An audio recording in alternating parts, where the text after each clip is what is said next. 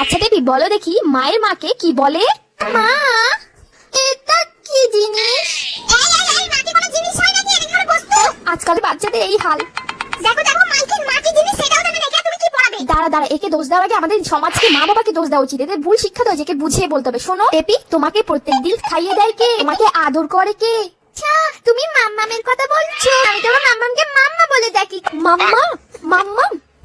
দেখো মালকিন, যেটা শেখানো দরকার সেটাই শেখানো, বাকি সব শিখিয়ে রেখেছে। হ্যাঁ, এইসব প্রশ্নের উত্তর শুনে আমার মাথায় চক্কর দিতে লাগলো। আচ্ছা বলো তো তোমাদের ফ্যামিলিতে কে কে আছে? মম, ড্যাড, বব, দাদাই, দাদান, পিপি, সবাই